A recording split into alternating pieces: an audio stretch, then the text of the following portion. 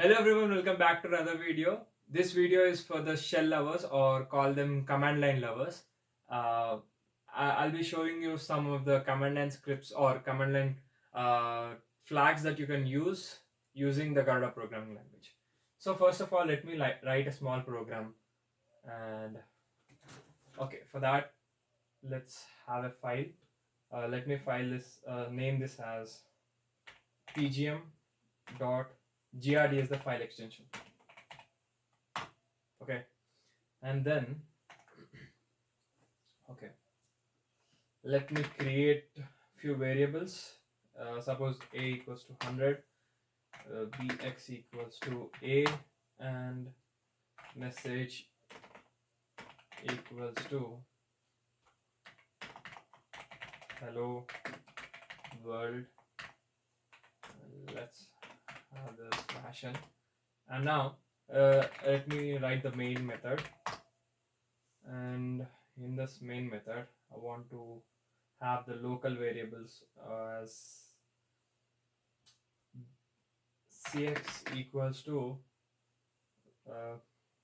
suppose 12, and randomly q equals to cx, and wish equals to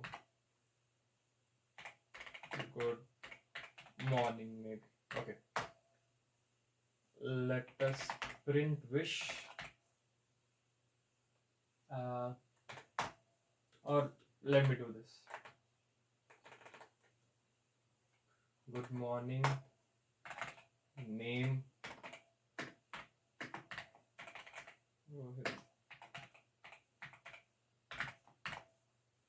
and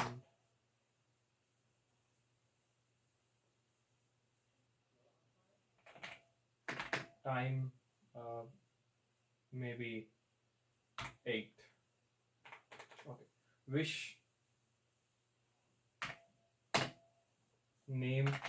I'm just passing the parameters to the print function. I'm passing wish, name, and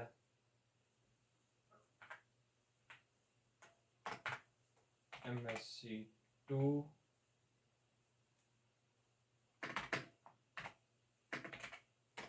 it is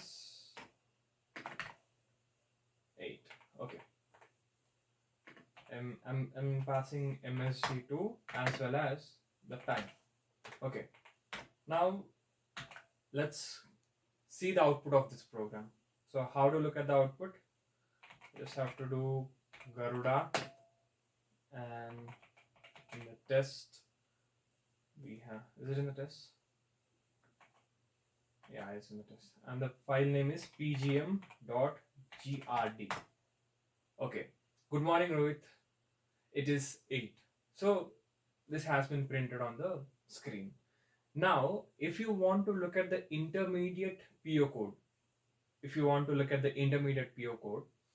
that's the code that I've discussed about in the previous video. Go watch that for more clear and more understanding. So okay, what's the command to look at the intermediate PO code is test pgm.grd, and we have to look for the DC. Okay, DC is nothing but decompile, and on hitting enter, here you can see the decompiled version of intermediate PO code. On the left you have the Garuda code, and on the right you have the intermediate PO code. See, this is how the intermediate PO code looks, and if you see the print statement here is very straightforward, right? It's very straightforward. All I have done is just use the command print, and it just passed in the values. But if you look at the print statement over here, it is completely different. It has to be strictly typed, and here the parameters that have to be passed, and you can see the pointers to the characters, which are basically pointers to the memory, and these are the strictly typed type definitions. and these are the global variables and these are the local variables. And okay, I'll do a thing.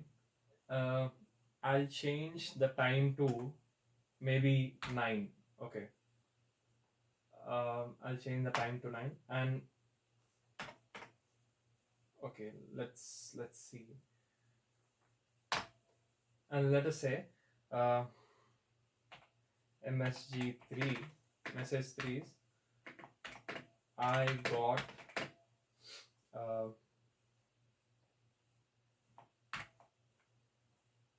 okay, I got and marks 98.45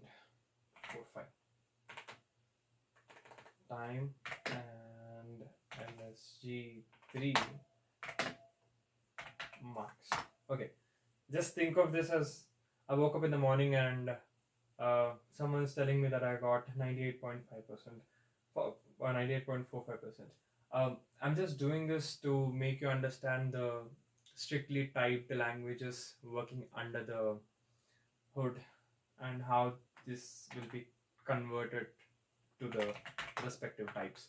Now I'm doing the same, and if you look at this line, you can find the percentile f, which is the type for floating points. So this is how the compiler actually understands the type of the variables and constructs the PO code. So it's uh, hard task. It was hard task. And if you want to save an exe of this file, you have to do Garuda and yeah, one more thing. See, A is 100 and BX is A, right? But if you look at the intermediate PO code, A will be 100 and BX will also be 100. BX will not be A. And okay, what was I talking about? The exe code. If you want to produce exe code, test pgm.grd.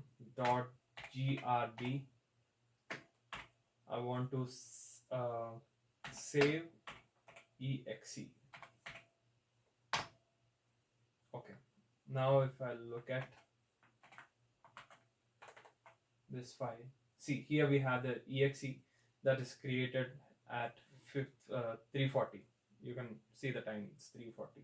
And how to run the, what is that, gc.exe. Okay, you can simply do this. That's it. See, here you have the output. Here you have the output of this line. Okay, and now the next flag is for if you want to dump, if you want to dump the PO code. How are you going to do that? Just do Garuda and test, what is that, pgm grd and dc, decompile and dump the version of the current program into the pre-object code. And if you look at this file, there's no PO file. There's no PO file. Let us see. There's no PO file, right? And on running the command, here you got a new PO code. You can just open it and explore for better understanding of the intermediate PO code. See, this is how the intermediate PO code will be constructed from Garuda code. Thank you for watching this video. I hope you enjoyed this, and I'll be coming up with more such videos